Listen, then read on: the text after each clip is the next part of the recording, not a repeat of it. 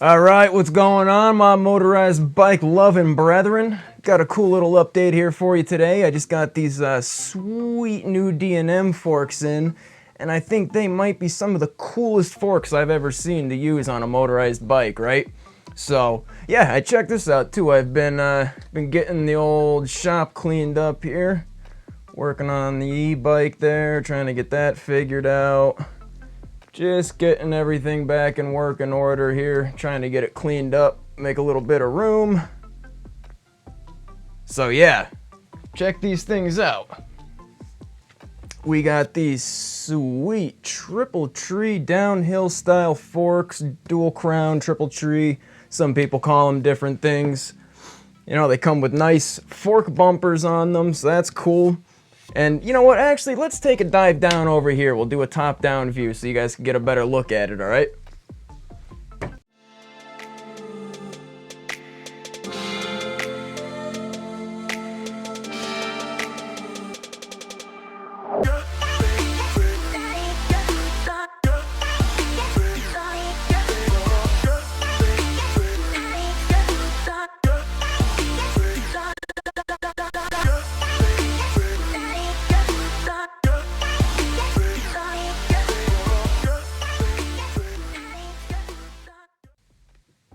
Alright, so we're just gonna start from the bottom and work our way right on up. So, down here, we are running a 20mm through axle. That takes a 8mm hex wrench in there. And one of the things that I love the most, and you may already know or have already noticed, these bad boys are set up for dual disc brakes. They come with two 203mm rotor adapters already. If you need anything other than that, you are unfortunately out of luck, as D&M uses this kind of proprietary post mount system here. So that kind of sucks, but they include both of what you need, so you're good to go there. And then of course, here I have the dual disc through axle hub. You can see we have our 6-bolt rotor mount on both sides, 36 hole, sealed bearing inside, just a generic hub. K-Motion is the brand name on this one. There are unfortunately no name brand dual disc hubs that I've ever seen. So moving up, D&M gives you some nice brush guards here, so you don't have to worry about your stanchions getting beat up and scratched or anything like that. And they use an M3 hex wrench here to pop them off. I'll take one off just to show you guys. You have 2 screws on the front, and then on the side over here, on the other side, you have one more. So we'll pop that out real quick. And you can see, hopefully, maybe, possibly, focus, you fuck. Yeah, they do give you nice like Loctited bolts too, so that's cool. But that just pops right off. Just your regular old run-of-the-mill plastic cover with the D&M Volcano decals on there. And as you can see here, you have your band to measure your suspension travel. Wherever this ends up after a ride, that's how much suspension travel you're using.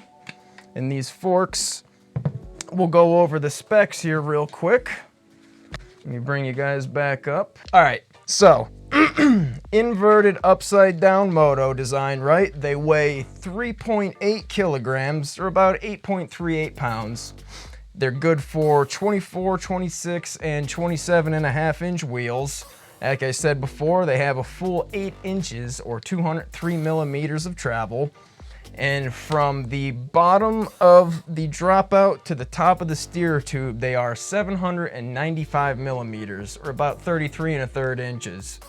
The steer tube on this model, the USD-8C, there are other variants. This comes with the 28.6 millimeter or 1.125" straight steer tube, but there are models out there that have an 1.125" to 1.5" tapered steer tube. Now the dropouts and the crown, they are both forged 6061 aluminum, so that's good. They should be pretty durable. The outer stanchion tubes are 42 millimeters in diameter, and they are 6061 aluminum. The inner stanchions are 35 millimeters in diameter, and they are hard anodized 7075 aluminum. Good stuff, all good stuff, quality materials. Like I said before, the axle, it uses a 20 millimeter through axle with 110 millimeter boost hub spacing. Again, the axle is also hard anodized 7075 aluminum.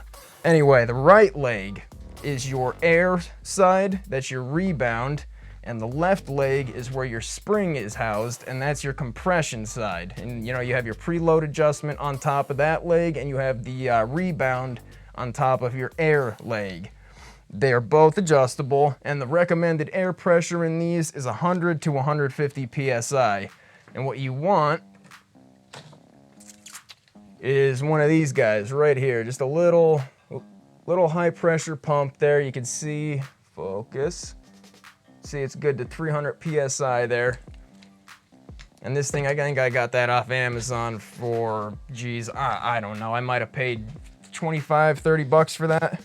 So, it's disc brake only, post mount, and like I said, it's D&M's kind of stupid proprietary post mount setup, but it's dual disc, so you know, I'll accept that. Like I said, other models, some of them do use the IS standard brake mounts. I've seen people that have them, but I believe that is the USD-8S variant. That's the older style. The 8C is the new one that they designed around electric bikes specifically. So, I mean, other features, and I'll show you guys when we get down and take a closer look again. You get headlight mount, fender mount, well, threaded. It's drilled and threaded for it. Headlight, fender, turn signals, and a handlebar lock on the back. Also, you could use a direct mount stem if you want to, and of course the included stanchion guards. So, let's just take a look over at this real quick. All right, so on the front here, we have an M6 hole that's drilled and tapped. You can mount your headlight on that. On both sides of the crowns, you have another, let me get that in some better light, another M6x1 threaded hole there. I did look around. There are some pretty nice little cheap turn signals that you could screw right in there, and they do sell adapters for going from M6 to M8 and whatnot. Then on the bottom of the lower crown here, you have 3 mounting holes for mounting a fender. Really nice. And then on the back of the lower crown, focus, this right here is where you could mount a handlebar lock of some kind. I'm not entirely sure, or you could use it to route cables, wires, really just about anything.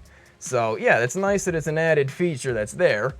And then up on top here, top of the upper crown, as you can see here, you could use a direct mount stem if you wanted to for that hardcore downhill rider look, dude.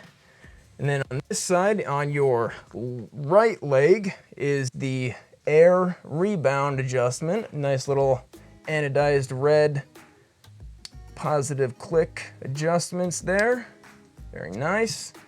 And then over on your left leg here is the sprung side, and here's your preload adjustment for your spring here. And it's a nice setup, and like I said, the USD-8Cs have the 1.1" straight steer tubes. Some of them have 1.5" or 1.1" by 1.5" tapered. Now another thing I like about these is they give you these nice little clamps here for routing your brake lines through, so that nothing's, sorry guys, I'm trying to get this angled right for you. But yeah, you can run your brake lines through there. They split, so you can take them right off. You don't have to disassemble your cables to use these. And of course, D&M's fork bumpers here, so it's not slapping off your frame and beating the bike up. So it's nice that they're included as well. When you get yours, if you get them, pick yourself up a tube of this SRAM fork butter stuff and get it on your stanchions here, because these are pretty much bone dry. So I'm gonna lay that guard back on there, screw it back down before we lose this hardware.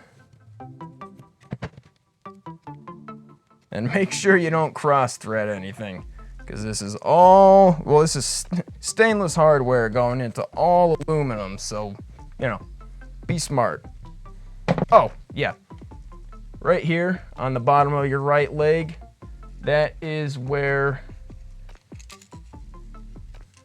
you adjust your well, not adjust, fill your lower rebound cylinder there for whatever pressure you like. As I said, they recommend 100 to 150 psi, and you'll need one of those little high pressure air pumps.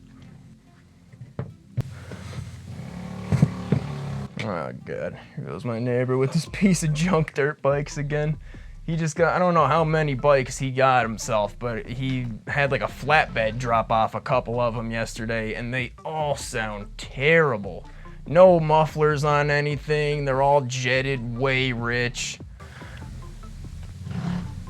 Yeah, you guys will probably be able to hear that. Alright, so, if there's one thing that makes me a little bit nervous about these forks, look how thin the side of that top crown is. Now, this is going to be going on a 2-stroke motorized bike, of course, so it's not going to be taking big jumps or any crazy shit like that. But, just so you know, if you do plan on putting yours on, you know, if you got it on a Sur-Ron or whatever, a Segway, you might want to watch that. That has a much better chance of breaking than just about anything else on them. Just for reference here, let me pick you guys up real quick. Okay. On my electric bike, these forks are about 20-year-old White Brothers DH3s. They're also inverted moto-style forks. As you can see though, the right leg has an external damper reservoir, which is pretty cool. Oil-bathed left leg that's sprung, but you could see just how much thicker these are than what is on the D&Ms. Granted though, again, the forks that I just showed you on the electric bike were very much so the absolute top of the line back in their day, whereas these forks have never been the top of the line. Yeah, they're nice, but they're $500 dual crown downhill forks. Usually the barrier to entry with these kind of forks is at least $1,000. So to even be able to get something that's adjustable and, you know, preload, it's got air, you know, an air and a sprung leg, dual crown, all nice high quality aluminum, plus dual disc. Fuck yeah, dude. For $500, that's pretty sweet. You know what I mean? You really can't complain. So, now, let's talk about maintaining them. That is probably the biggest issue with these. Excuse me. Because it's not like you got yourself a set of Fox 49s or some Boxers or something like that where just about any bike shop you go to is going to have what you need. These don't even have replacement part kits, right? I mean, you can get a new axle, you can get new brush guards. I know you could replace the lower crown, but the easy consumable maintenance parts like seals and that type of stuff, there isn't. So, I'll post the links and I'll show you guys pictures when I edit all this together.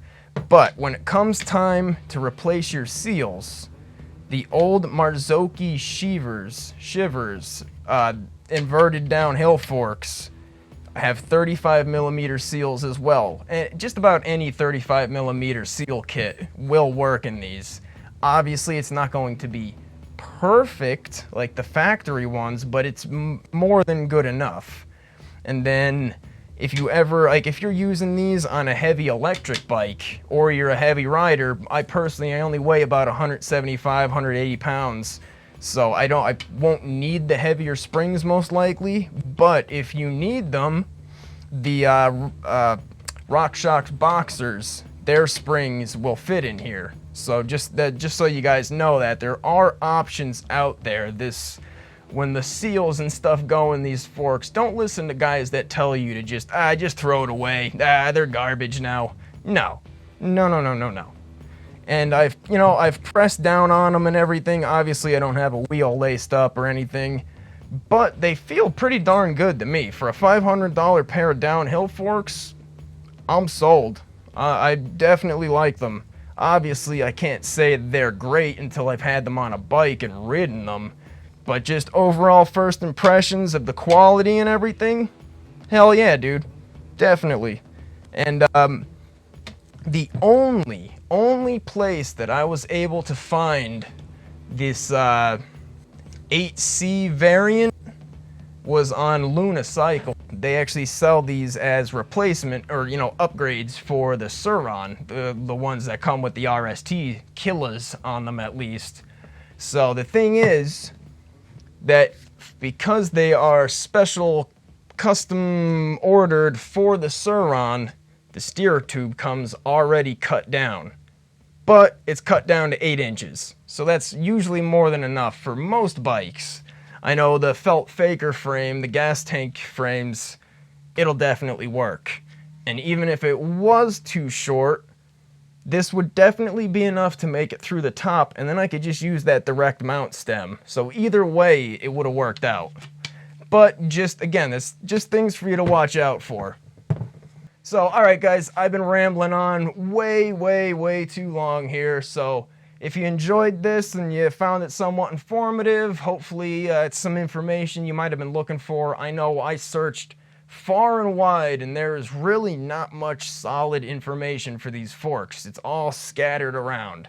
So yeah, if this is helpful, smash that thumbs up and yeah, let me know if you liked it. It really helps YouTube's weirdo algorithms to grab the videos too. And don't forget to comment. I'll be down there waiting for you. So, as always, guys, I appreciate you. Stay safe out there, ride safe, enjoy the beautiful weather, stay healthy, and I'll catch you next time. Peace!